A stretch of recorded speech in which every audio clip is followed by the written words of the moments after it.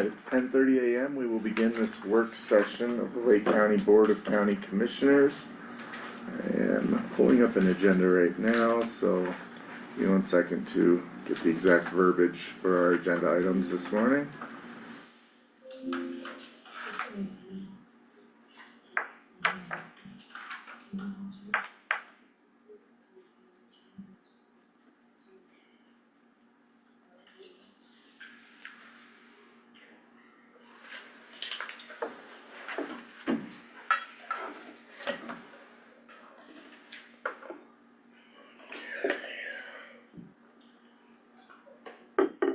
Alright, thanks everyone for coming in today. First up on the agenda, we have overview and updates from the Lake County Chamber of Commerce. This is led by interim president of the Lake County Chamber of Commerce, Nancy Bailey. Welcome, Nancy, good to see you again. Thank you for having us. Yes. I appreciate your time. I'm Nancy Bailey, interim president of the Lake County Chamber of Commerce, and I'm here today with my counterpart Norm Ryder. We are going to, and we're excited to be here to be able to share with you all of our updates that we have amassed over the last, 12 months, like since we really started convening, and since we have new commissioners, I know we have had a chance to talk a little bit about what we're doing and where we're coming, or the things we've accomplished. But I think especially Candace, we're gonna kind of start from the beginning, and it'll just take a few minutes. And Chris, thank you for being here. We are a 112-year-old institution in Lake County, one of the oldest chambers in the country. Very few chambers can say they're over 100 years old. And chambers of commerce roles are fluid, and they've changed over the years, and evolved, I should say, more than changed. And some of you may know and understand that our chamber's been on pause for over 5 years, since before COVID.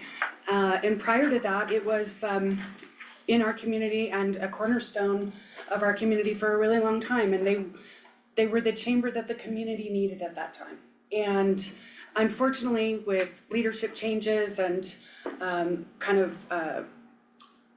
board changes, the chamber kind of fell away. And at that time, the EDC was the economic development entity was coming into the community to start talking about broader conversations around job retention in the event of a mine closure or any type of major industry adjustment. So, communities, and I will say, and we'll get into this a little bit later, about the need for both economic development activities as well as your Chamber of Commerce. So there's been a noticeable gap in the business community in terms of a collective way to represent ourselves. And I say that because you all know that I am in the small business community. I do own Leadville Exchange, and the intention of kind of reimagining this Chamber of Commerce really was born behind the need of the business community, A, and B, the need for city and county partners to understand what our needs are. And a healthy communities really lean in and rely on their chamber partners and other business organization groups to inform them of the state of the business community, other types of resources that you can do in terms of a shared collaborative approach. But a couple things, Leadville stands on entrepreneurship, and before there was a chamber, we created our own, and it was called the Leadville Commercial Club. And so when I have heard some feedback about, do we need a chamber? We invented the chamber, we really did, before there was a chamber. So the need is more important now than ever before, and we're really excited for this opportunity of a new county commissioners and a new kind of renewed approach around business retention in our community, and that kind of long-term goal of how we're gonna achieve that together. So I thank you for this. So let's move on a little bit. Any questions about kind of where we started and where we're going? So about a year ago, we convened an interim board, if you will, and we are 5 strong, and we've listed them there. And we have a wide representation. I do want to point this out. For a long time, Twin Lakes and the Leadville business community were kind of separate. And now we have kind of bridged that gap in that we have representation from the Twin Lakes Village and business community on our board, as Shana Cohen, to make sure that all voices are heard.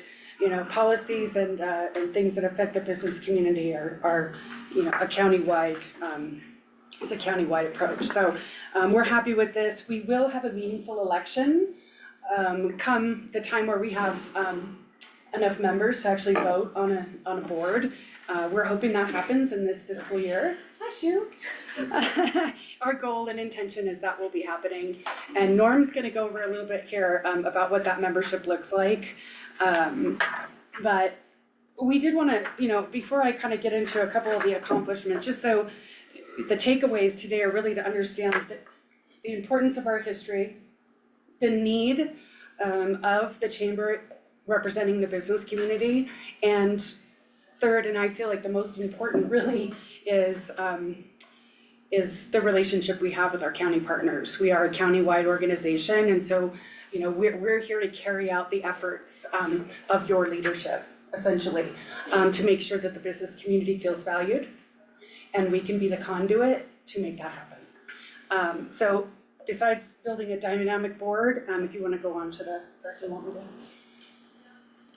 So we kind of went through that, and you know, obviously, the initial role as we reimagine ourselves is really educating those around having a business advocacy organization in our community and the importance of that.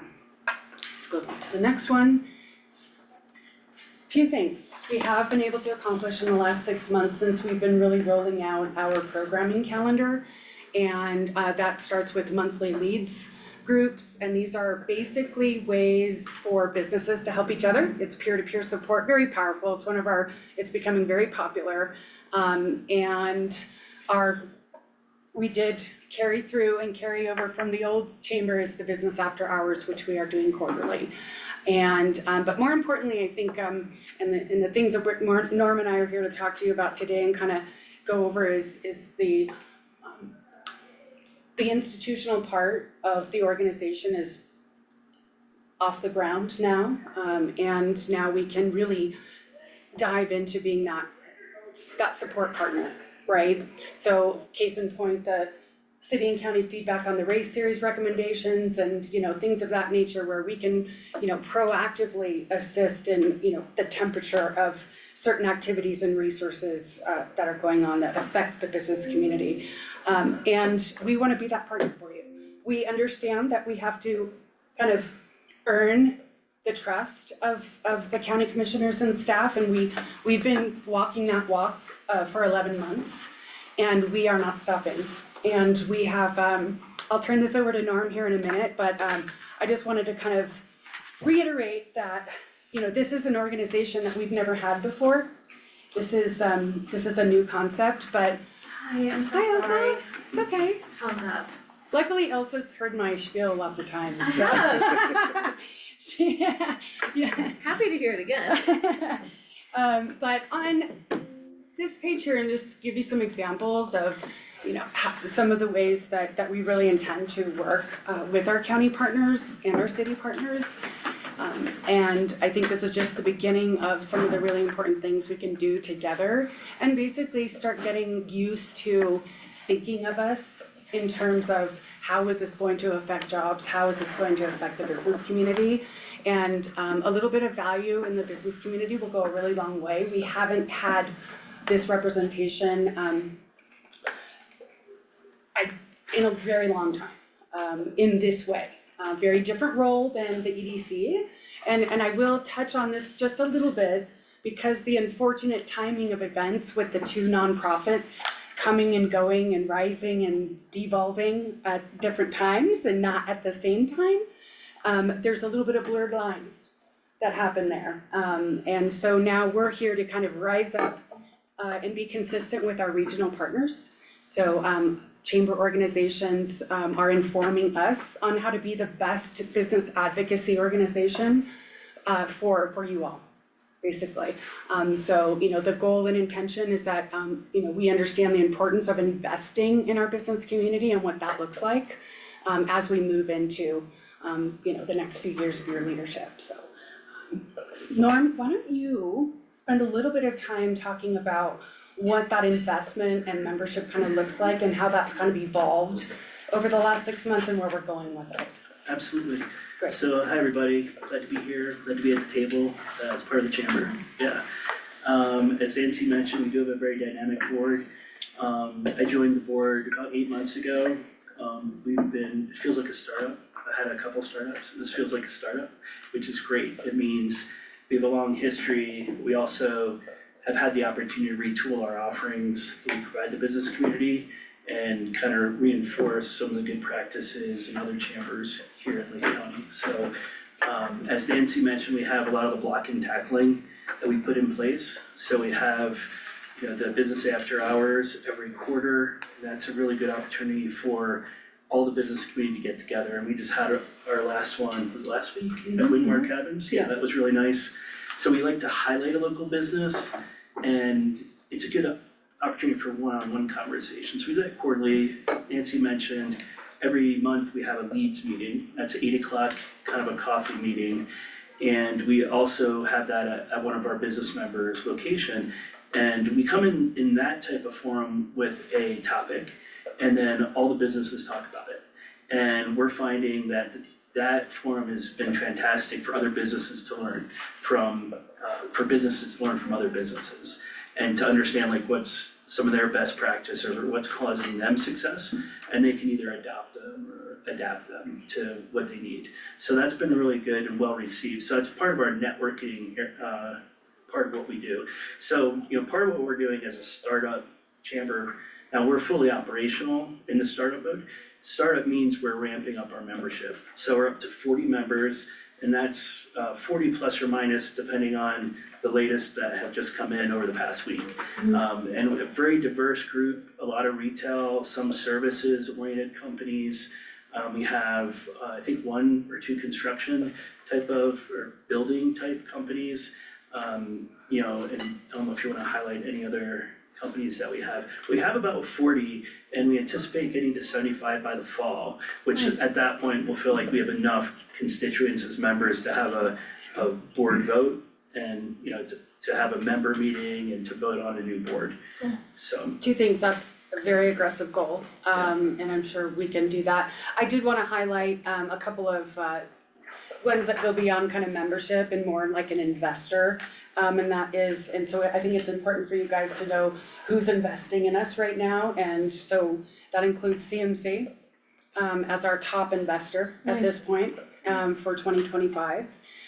We have St. Vincent Health as one of our, top tier partners. We have Climax as one of our top tier partners. And so we're in an interesting position, right? We're growing and creating our value as we're recruiting members at the same time. So we're doing that in a really intentional, organic way, and that we're not strong-arming people. We're sharing what it is that we're doing and the trajectory in which we hope to go, and then getting that buy-in now. And that's happening. And so we're really proud of that. great. I think that was my 2 cents on that one. So we have 3 tiers of membership, and what we've done for the lowest tier is to discount that down to $100 so that anybody can be a member for $100. And then we have other tiers, which, we have different benefits for the different levels of membership. We also, of course, have partners. We meet monthly for our board meetings, and we meet weekly for our Monday morning kick in the pants, like what are we doing this week, getting things done to move the ball forward. And so during our monthly meetings, we always include our partners. So we always have usually a Lake County representative, which is great, a city tourism board, tourism panel. The Twin Lakes Business Alliance shows up, which is nice. And we have EDC show up, so, SBDC. SBDC, so we have a bunch of great partnership, kind of like peer level groups. And then we always invite our members if they wanna also participate. So one of the things we've been doing is our onboarding process. So once a member becomes a new member, then we'll take them through an onboarding. And so we'll talk to them and sit down with them at their business. We talk about, what makes their business tick, how they're feeling about the current climate. I'll pull out visitor data. So we partner with a tourism and EDC to have access to that data. So I'll sit down with them and show them their addressable market and what they're seeing. A lot of it's a good gut feel because they can see, visits and they can bounce that against their sales. So out of that comes a little bit of kind of like one-on-one discussions so we can get to know them as a business, but we can elevate those into trends as a board across all the business community. So that's been really insightful, and it's a way for us to gain their trust, but also to understand what their needs are. It also provides an opportunity for early economic indicators, right? Like if we're hearing boots on the ground that people are, not getting hired back, or they're not, they're scaling back on their hiring, and we can be boots on the ground and you can have access to that information long before sales tax rolls in, which is always, I remember, it's a challenge for every community, so we're not, so just a little bit of grace, but also at the same time, I think we've been missing that noticeable gap is not knowing the pulse of the business community from 1 month to the next or 1 quarter to the next, and how awesome would it be to have a chamber resource to be able to tell you this is how we're doing, and be able to make informed decisions, as you're looking at sales tax bases and other type of economic kind of, expectations, if you will. And so yeah, I think that's a really important piece to part of the rollout of the Reimagine Chamber. Great. Is there any component of this that fills in unmet needs business-wise in the community, like a spreadsheet or something where it's like someone can add hey, there's looming fire bans and there's nowhere in town to buy a propane fire rig. Who's got the capacity for this? Can someone start stocking these things so we can point people in the right direction? Sure. Or I've heard from builders hey, if you knew someone in this town who can install shower doors right now, I could get them work for years, stuff is there a place where you can plug info in like that can then be put out to the business community, hey, does anyone have room for this or capacity for this? That's absolutely an option, we don't have that now, but it doesn't exist, and but other chambers, they do have a business directory, if you will, of the community. We're not there yet. Yeah. We're in kind of catering to our members at this point, and making sure that they're feeling valued. I'd say some of that but- comes up at the leads meetings. Yeah. Whether or Okay. not the propane fire rings issue, but things like that, because that's the opportunity for businesses to hear it from other businesses. Gotcha. And then based on their understanding, they could be like, hey, do you have this, or what are you doing about this, or, so that does come up. I do like the idea of a clearinghouse though, of, for our members to say, hey, here's some of the issues I'm facing, which is something we're doing already, just not in a kind of a format that allows a clearinghouse type sharing. But I do like that idea. So our focus is to understand what the needs are, what the needs of the business community are from that context, but also from the government context. It's hey, is there something that's holding you back right now? That if we can work with the government or just notify the government, let the government know what's going on, that you guys could factor that into your decision rubrics. And the other way, like Nancy was saying, from a stewardship standpoint, when you have issues, or you're considering policy decisions, you're like, hey, I'm hearing from some businesses, this might impact them.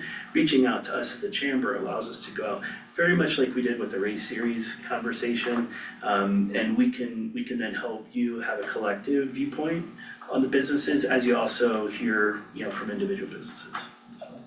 I like the idea of a clearinghouse. That's kind of neat.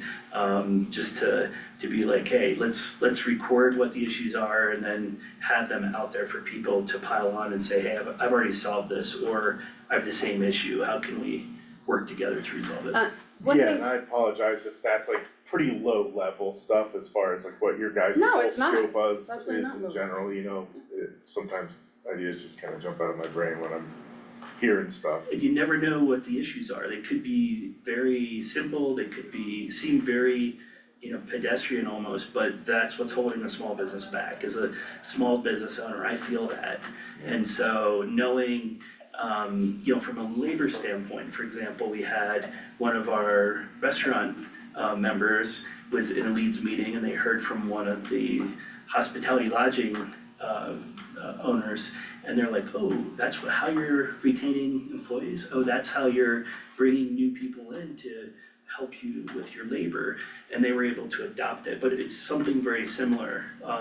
You just don't know until you open up and someone trusts you enough to ask or to bring it up. So I'd say we're very, in some ways, very tactical in that aspect. Hey, something's coming up, what do you need to keep moving forward? And other cases were strategic, which is like strategic partnership to help like the EDC understand, you know, where there might be challenges in the community, things like that. Nancy? It's kind of and I always think of things and then they leave my brain, it's being old. It's really a two-pronged approach, with, you know, being that resource for the business community, but, and I do like to add, you know, our help, if you will, or our partnership with our business community, we provide confidential one-on-one you know, consulting, so they have the trust of kind of answering and providing information anonymously, if you will, so it's a collective and it's not just one or two, you know, businesses, you know, kind of, you know, it's a collective message, and I think that that's just a lot more powerful, we can make better decisions like that. And I think that's a double positive, that the businesses have the trust and the county has the trust, that we have the trust with the business community, and that's where, you know, we'll continue to walk that walk as we grow and back into ourselves. The other side of it is, you know, a business retention and expansion meeting essentially is really just what Norm is talking about. And we do that one-on-one when we're onboarding, and we're also doing it in a peer-to-peer setting. That's really powerful. I mean, that is how you help retain a business. That's how it's done. We're really excited about having that kind of two-pronged approach. Any questions for any of you so far? Okay. I have one. Is Ski Cooper part of your chamber? They are not. Have you approached them? You know, not yet. Okay. I've been waiting for the right time. You brought it up at the meeting, Yeah, I in did. the groups. Yeah, I did. I'm getting there. Yeah. When I was at the EDC, that, you know, was no interest, so, you know, it's okay. We have to, you know, we have to continue to do what we're doing to kind of, you know, create that value for those and make a decision, that's right for them. So, okay, if no other questions kind of on where we're at, where we've been, where we're going, we kind of wanna talk a little bit about being your kind of trusted partner when it comes to identifying solutions around proactively responding to any economic adjustments up or down, like mine closures or, you know, any potential, you know, tariff, you know, whatever we have kind of on the horizon. I didn't email this to you, but we do have, and I'll leave a little sheet here, we did a little analysis of some other Colorado communities and what they're doing to prepare. You know, we hate to use the word recession, okay, I know it's scary. Yeah, there's storm clouds on the horizon. Okay, You but could also talk at the about it same in here. time, there are healthy communities are actually creating proactive approaches so that when things happen, we're not, you know, as reactive. There are little things that other communities do, so I'll leave this with you, if you wanna pass one down. And then,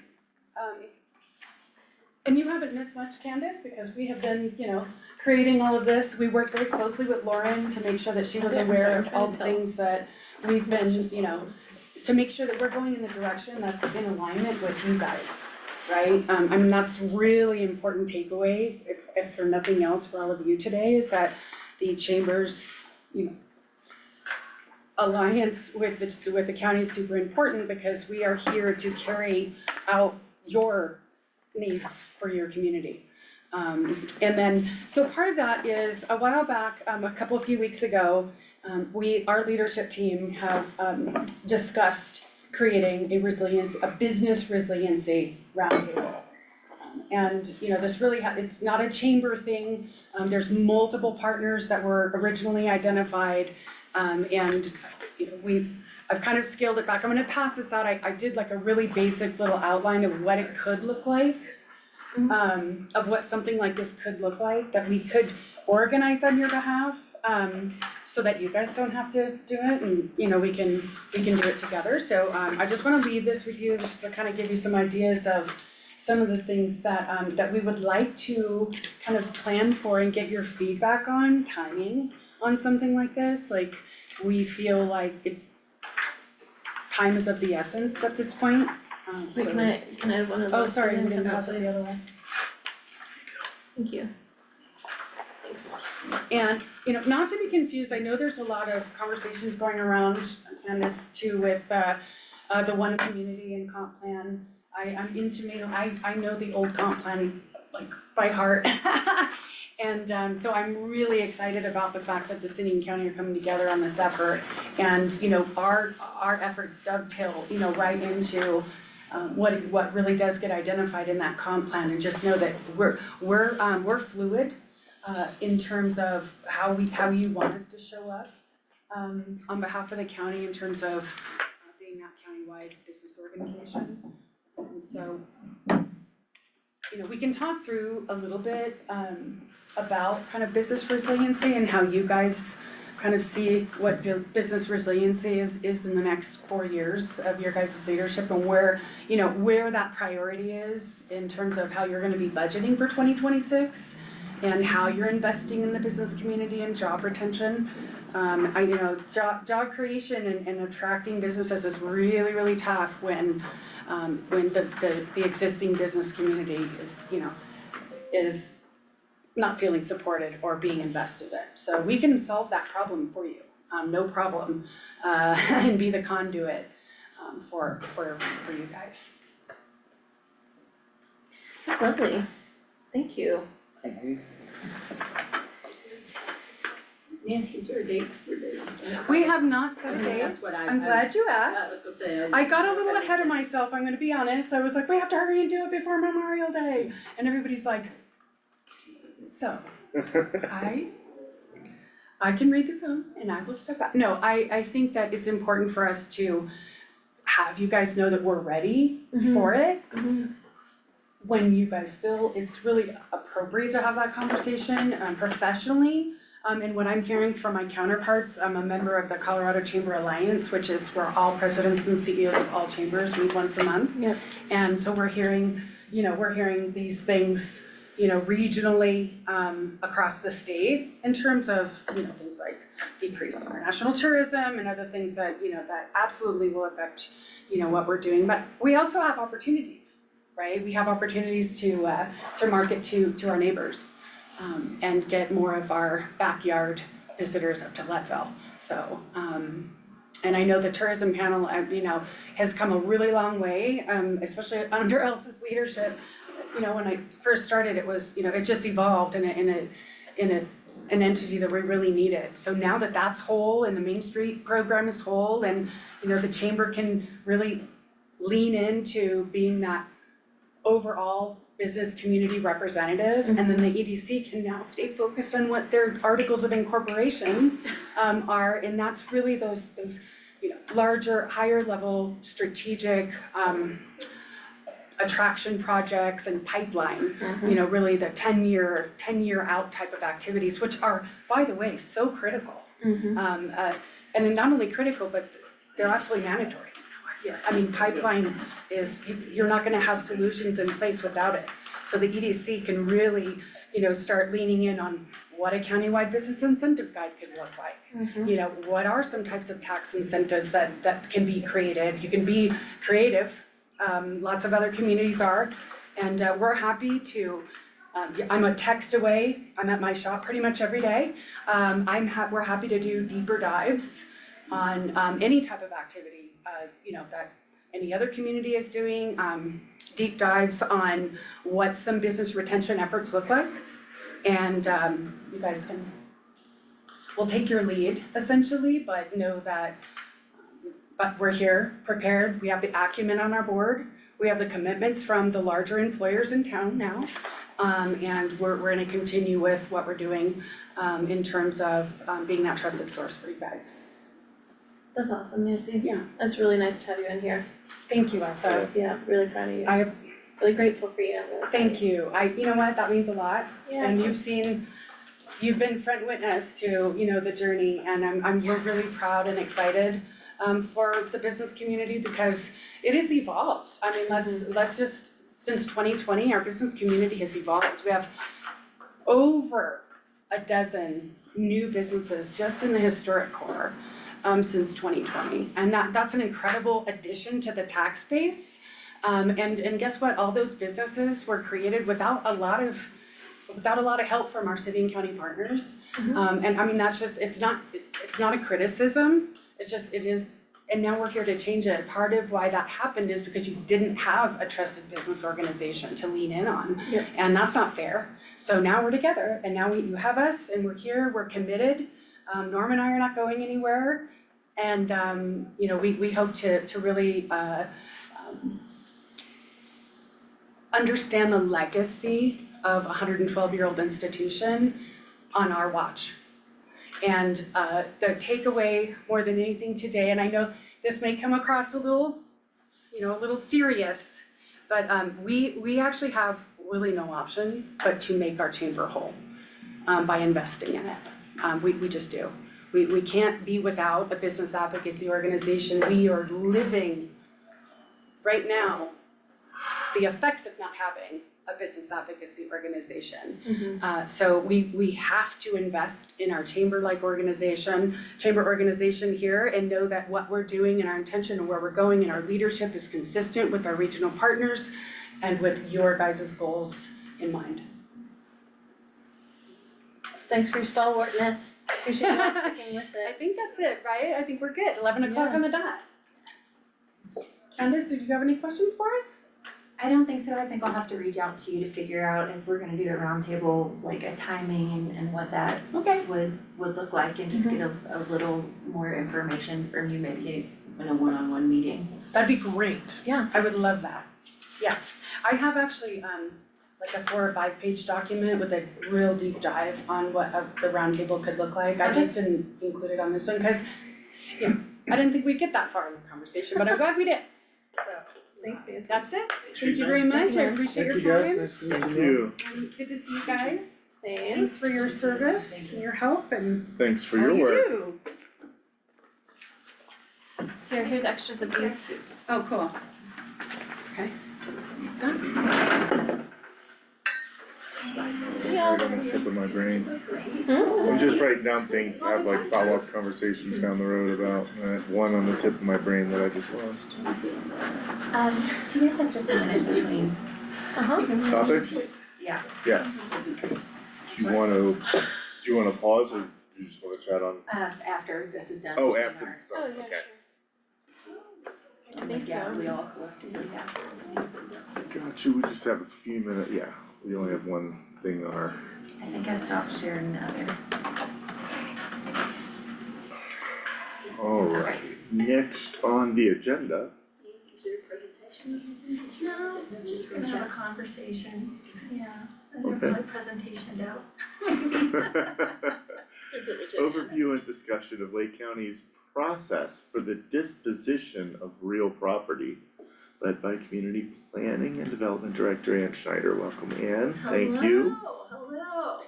Yeah, we're on recording, so I'll say something after recording, but right now we'll just talk about this. But, yes, I just thought we could have a conversation. Statutorily, the board is authorized to be able to sell county-owned property. And our resolution 178 outlines the process for that. And when I joined the county in, I think it was 2014, this was a process that I took on and oversaw for the board. And so in the last decade or so, we've had about 5 interests that have come forward, and 2 of those have resulted in sales. And so what the process, as it's outlined in the resolution, does is it looks at several different things. First is the how. How did the county acquire said property? Was it through a tax deed, Or was it through a traditional sense of an actual deed transfer that they purchased the property? So first, the resolution kind of looks at, how did the ownership, how was it established? And then the next thing that kind of drives the process is who is asking. Is it someone that believes they have equitable title in the property? Meaning that they may have adversely used the property. The onus would be put on them to establish that for an 18-year period. They haven't established an equitable interest in the property, but they have to bring in a competent claim for that type of ownership, and so there's a process for that. Is it somebody that is adjacent to, is it an adjacent owner? An adjacent owner, we start negotiations with them, but then we notify all of the other adjacent owners and see if there is additional owner interest, and if there is, that then proceeds into a public sale of the property with noticing. Is it just a general public interest in a property? We had one of those one time. We have some parcels at the top of East Third that we had someone come in and said, this would be the most amazing view and we would like to purchase this land from the county. Well, the county decided that they didn't want to purchase those lots. So the interest can come in generally from anyone. But the process that's outlined in the resolution has very intentional steps depending on how we acquired it and who's asking, where the interest is coming from. But one of the biggest steps, and I added some documents to your team's file, so you'll have those to look at later, is we wanted to create kind of a matrix of different attributes to the property in question. Because you have to determine as a board, does the property hold any type of governmental purpose? So is this property in question something that might, serve your housing goals or your site for a new public works department or an industrial park or whatever, are these properties that are held and could serve for future uses for the county, and you're not ready to divest yourselves of them. So in there is just a spreadsheet, and what we will do as your staff will be twofold. One, we'll identify the process that's needed and we'll navigate the steps of it so that when we bring these asks to you, we've already worked with the county attorney's office to make sure we'll outline to them how we feel that this process should go. We'll take it to them to confirm with them that we're interpreting the ordinance and the process accurately. We'll bring it then to you to what the land is, and we'll start it doesn't hold any governmental purpose exercise with you. So we'll bring that forward, outline what the upcoming process will be, but in the meantime, we'll want to be able to discuss with you as a board whether or not you think that this is viable property for sale or not. And once that can be determined, then we can decide to roll through the next steps of the ordinance process to go into a sale or to communicate with the interested party that there isn't any interest in liquidating that property. So really just wanted to kind of unfold this, unpack it a little bit, let you know that there is an interest that's coming in. It's been lingering for a little bit. A property owner adjacent to kind of the site of where the Justice Center was going to be situated on Toledo. We have a property owner there. First conversations went through the previous county manager and some maybe individual board members, and there was a thought that maybe we were entertaining the idea of subdividing some of the property that's owned by the county. This is in the city's jurisdiction as far as zoning. So we went through a review to see, what were we talking about? What was the layout of the land? In order to consider this particular ask, would we have to look at a subdivision process? Up there in that area, the lots and blocks and the right of ways is particularly Monroe Street is something that we historically haven't been able to find any plating on. So we knew there was complexity to this ask, and so I had Melissa, she had just joined the department, so she started working with Chapin and the interested party to look at what was the lay of the land. Would this entail more plating, subdivision, what was the ask? But luckily, I think this is a really great outcome, is that we were able to establish, with the help of finding and digging deep into some of the plats, that we're just talking about some whole lots. And we don't have to go through the subdivision process, we don't have to do any of those things. So this ask appears to be primed to go through the disposition process. And so we just wanted to have a quick conversation today to say, we're gonna have one of those asks coming up. It is an adjacent owner, and they may want to go one of two ways. They may want to establish, it's a driveway that they've had that goes over these lots in question that they would like to purchase. They have had a lease agreement previously with the county, but they'd like something more solid, long-lasting. They'd like to go ahead and purchase the property and get it on the tax rolls. So there's probably two ways that they could come at this, that we'll start working with them on as an adjacent property owner, or they may want to at least have a conversation on any equitable claim that they may have. But our lease the fact that we've leased the property previously, that will be a legal conversation, but that may preclude them from making any kind of equitable claim. And just for additional background on that, so when the county acquired that property for the Justice, and that's where it was planned to be built, this driveway, this sliver of land that they've been using for driveway was actually under lease through Union Pacific.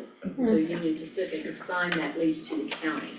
And so they have been paying a minimal amount every year, and it's a perpetual, it just automatically renews every year for that use. And so part of the question and why we were somewhat resistant to recommend so, because not knowing what the county was eventually going to do with that property. Now, one of the things that's good about these lots that have been identified is they're above Star Ditch, and so the likelihood of the county being able to use that property anyway is probably very low. So it might be beneficial to try to convey those lots to them for their use in order to get it on the tax rolls, to make take a little money off of them. But with that being said, some of the issues with that overall parcel that we'll need to be aware of, and there are environmental issues that have been identified up there. I don't know to what extent. I don't know if we ever tested up there to know if there is contamination on these lots and such. And so as the existing resolution states, any transfer will be by quitclaim, which means essentially they will inherit any liability for those as a successor in interest. Like purchase as is. A quitclaim just means we're just gonna give you the interest we have, and the deed will essentially identify that, yes, they are accepting the property. Right. And we'll do some sort of a sale document contract for them to buy it in advance that will have those disclaimers about the environmental issues and stuff. So it'll be up to them if they want to do any investigations, testing, or anything like that. Yeah. I don't know if we got any information from them as to what they would want to use that property for besides still as a driveway. Since there are specific lots, I didn't know if they were hoping to build out other residences on it or anything like that. Right, and my understanding, latest communications have been with Melissa, but my understanding is it's only for a driveway, they're not looking to further develop. But they do have to, that brings up a really great point. That's another thing, is that the interested party has to disclose what the purpose of the purchase would be. Is it further development? Is it, in this area where there are environmental concerns, we believe, we've had that conversation because we have been working on this for a bit of time. I don't want to say that they have said that they wouldn't want to do any other development, but I think it's highly unlikely. I think it's just to the owner of this property as at an age that they would like to just have their property kind of tidied up Yeah. in order for their heirs to not For their have estate this kind of perpetual kind of estate planning, yes, I think is kind of the intention behind this. The property owner's son has been working with us on this project, so just wanted to create a little bit of readiness for the conversation of, okay, you know, we haven't done one of these with you yet, they don't come up that often, but when they do, you know, we will go through the ordinance before we bring it forward with what we anticipate the process will be. We'll get the county attorney's blessing on that, and then we'll assist you through the process of contemplating the ask. So really short and sweet today, and just wanted to, but let you know this is on the horizon. And we're the department that traditionally has overseen and kind of assisted in the go-between in the working with the county attorney's office, the applicant, and the process to bring it to fruition. How do we divest that property legally from Union Pacific? It seems like it's another situation of overlapping GIS lines. It's the county owns it, we purchased it. Yeah, They're we don't, still listed as the strip in the middle, as the owner. the strip in the middle. Yeah, I mean, it's like, again, it's one of these overlapping GIS line situations where On we've the got Monroe multiple side? parts and we're on the north side of Toledo, right? With the driveway going through the middle. North side, Yeah. Toledo, yeah. Yeah, it's It could like, be, I mean, please don't always Is it rely on Monroe? GIS. yeah, no, I understand that. I just wanna make Because- sure that's something we're Yeah. aware of, that there They could didn't, be. yeah, they didn't retain any ownership on Okay. that side, there might be some lots that we decided not to buy on the other side of the Okay. parcel that they retained, but not on that Monroe Street side. Okay, It could be, it could just be a mapping error, but those kind of things are really great, and a lot of times our tax exempt parcels are the ones that get the least amount of attention sometimes, so we'll definitely take a look at that, but we will do the due diligence to, you know, the deed has to be part of the record of what we put together in this transaction if it comes to fruition. But as Chris mentioned, this is all done by quiet title. And the applicant incurs all of the cost associated with the sale. In the past too, we have relied on the, and with the current assessments, this might be even more relevant, the asks that we have had have not been large parcels. They've usually been adjacent, well, there was one time, and we declined that offer where it was a bigger parcel that was just a great building site, but generally, what I'm getting at is the valuation, how do you determine the purchase price? And in the past, we've really leaned in on what the assessed value of the property was. A lot of these times that these items come before the board, it is to cure kind of existing conditions on the property, and it's not really for speculation of future development. In fact, the two that they've done since I worked on them with that were two adjacent property owners who had a possible encroachment, and this was a way to cure that. There wasn't, you know, speculation of further development. So the board at that time, historically, they have accepted the assessed value of the property as the adequate purchase price. Of course, that is up to negotiation and really dependent upon what the land is, what the situation is, if an appraisal would be more appropriate to identify market value versus assessed value. But Wouldn't that change the assessed value? If you're lowering the purchase price to not be market value. yeah, if you sold it under the assessed value, No, if you sold it under market rate and instead of the assessed value. the assessed value, market rate, right now, I would say market rate probably is coming in very close to what the assessed value is. But that can have an effect over a period of time if consistently, you know, the market rate values were declining, then of course it's gonna have an overall effect on the assessed value, but that's gonna have to have a longer cumulative effect than just the one sale.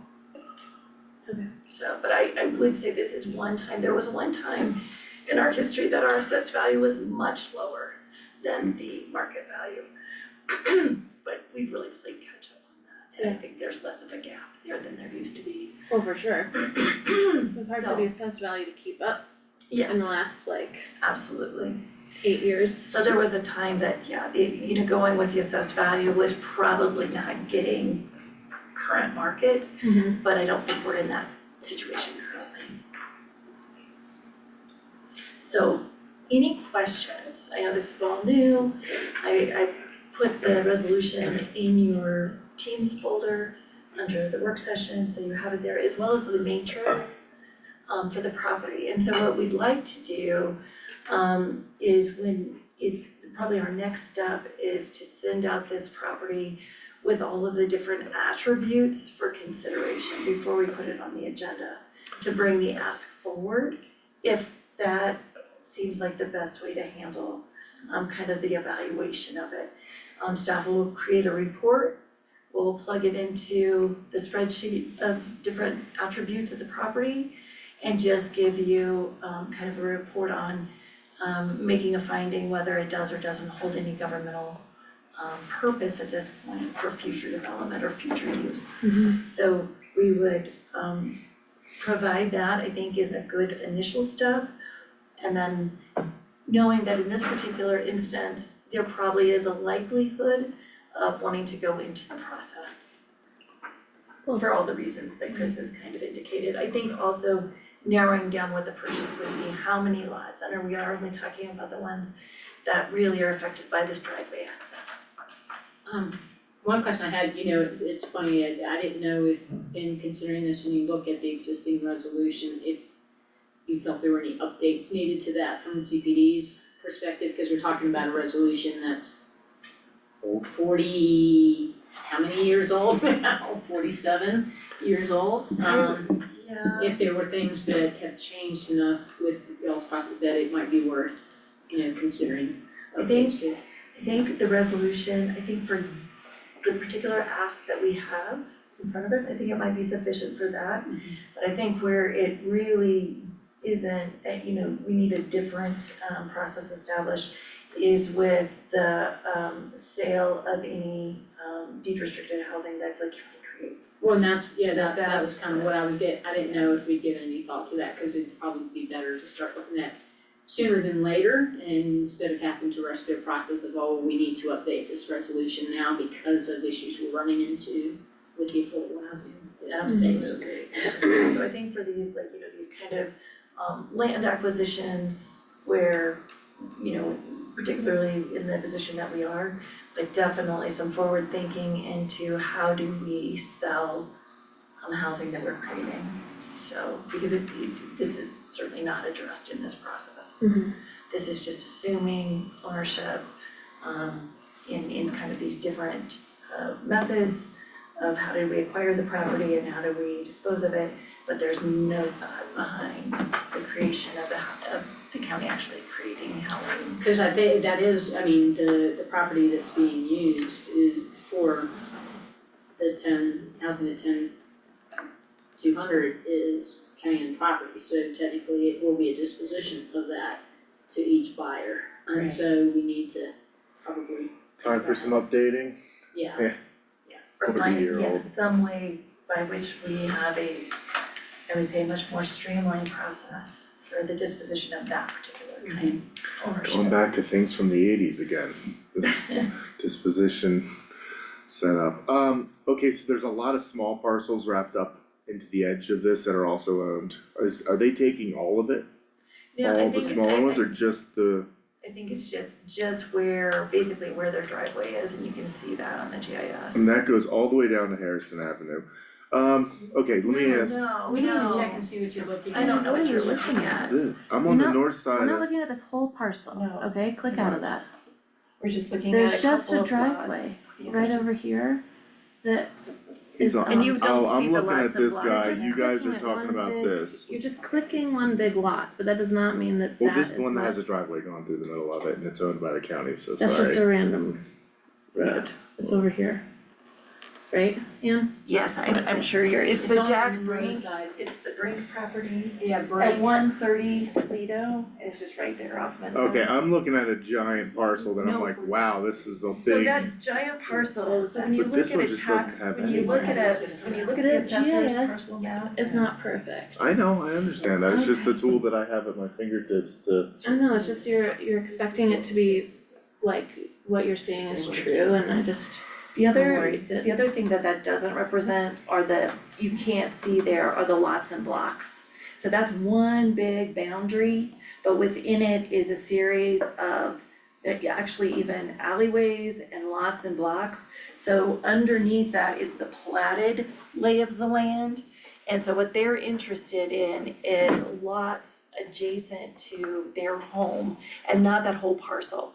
And the beauty of why we had to dive into it when they asked what's the county manager, and it was, we wanna subdivide this property off, we had to understand what the underlining platted lay of the land is. So when you look at those boundaries, particularly in a city boundary or city adjacent boundary, you don't see how the land actually lies, like, it just looks like one big parcel boundary. And so when you're looking at the Brink property, underlying, and I don't have anything to show you because GIS doesn't have this layer on it. But there are a series of rectangular 25 by 110 lots adjacent to the Brinks property. And so we're only talking about a conveyance of a series of those lots, not of the whole parcel itself. Just these are tiny little slivers that And it is. will just help, they're already using it, it's like, it's too small for us to do anything with. But we'll tidy that up in a report so that we have that we follow the process, what the basis, so that you can make your findings. But it was also trying to determine how many lots that they wanted. We looked at the impact of the Star Ditch. We've already started down this, but this is something that is a leftover that started with the previous board and that we've been working on. So just wanted to prepare you for the discussion that's coming up. And this is probably one of those asks that's pretty easy to go through the process for obvious reasons, like you're seeing on the mapping that you can't see. And But we'll be bringing in and the correct mapping to show how the actual platting lies when we do the report and furnish that to you. So you'll be able to see it represented in the most accurate form versus just the big parcel that GIS gives you. this is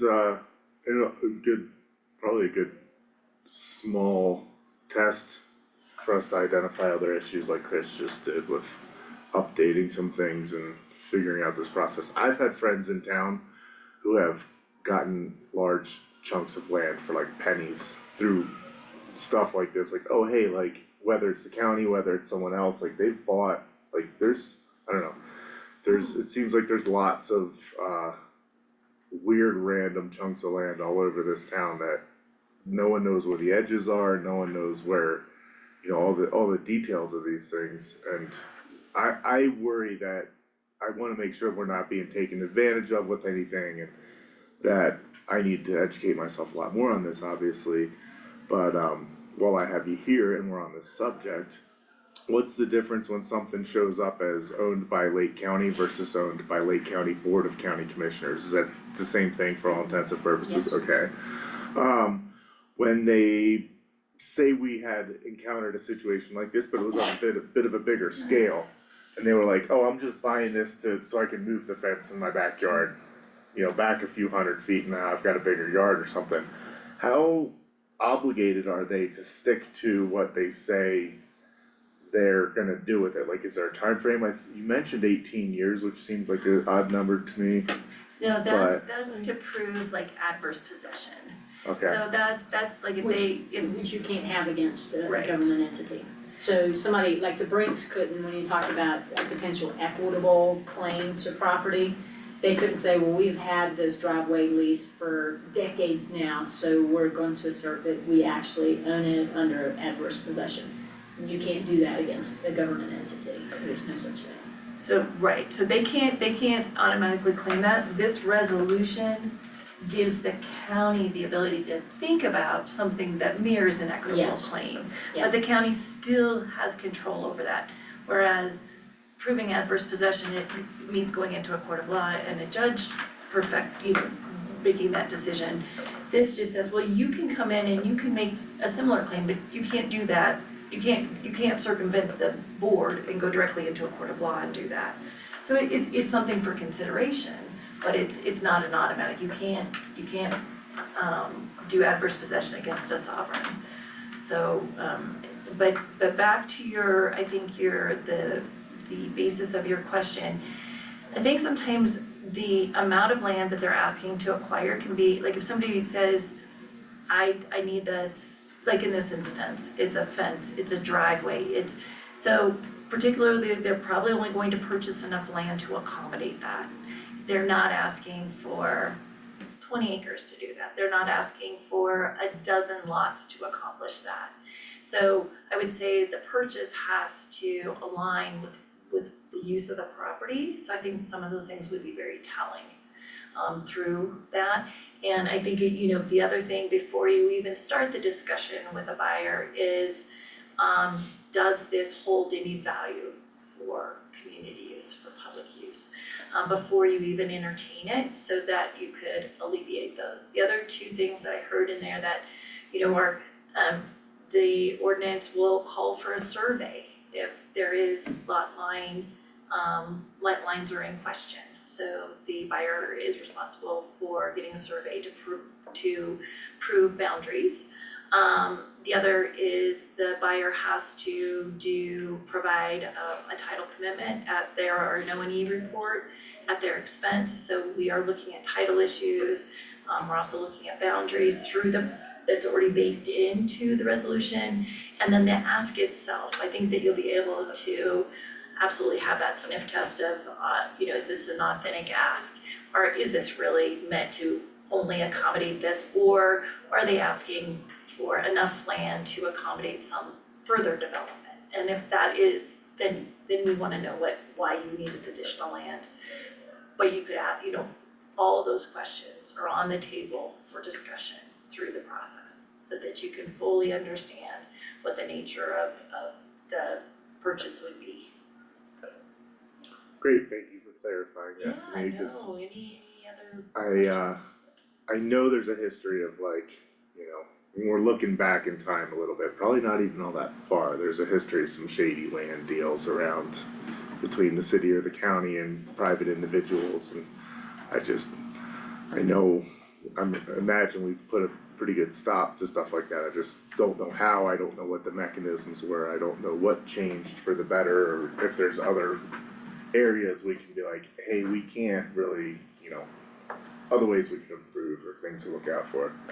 As someone from pretty uneducated about a lot of this kind of stuff, You bet. I wanna make sure that I know more than I did yesterday, Yeah. that's all.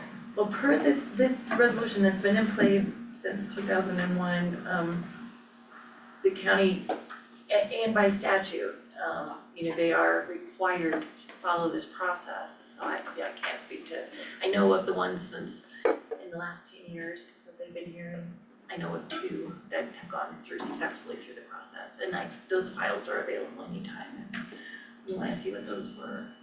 But they were adjacent ownerships, so, but yeah, happy to prepare a readiness for responding to the Toledo ask and fine tuning that. They are, I think, positioned to ready to go. They have done surveying work to better understand where property lines are up there, to your point. So I think there is a real readiness to bring this one through, and it'll be a really great test case to see if where we need to modify, and I think I know we've been talking about modification of this for a little bit, so it's probably time to get ahead of that. Well, and especially when we're looking at, we'll need to do something before closing on any of the affordable housing units, because this definitely won't address, especially where you're doing duplexes and all that kind of stuff, so we'll have to tee up some sort of an amendment to this resolution. So any other thoughts of things that from CPD's perspective might need to be revised as we're going through that. I'd rather do it all at once versus, Yeah. so we'll start working on that. Yeah, this one almost speaks better to vacant land Mm-hmm. and then having maybe something that's more of a More. built Yeah, resolution, but this one, I think, has seemed to work pretty well for those vacant situations. for vacant land, and maybe that's what we do is try to differentiate the process for vacant land versus for county-led housing projects or something like that. So we'll start looking at that. Sounds great. Any other questions? No, thank you. Yay, gave you Thanks, 30 Ann. minutes back in your day. Thank you. Thanks, Ann. Okay. Are we still recording?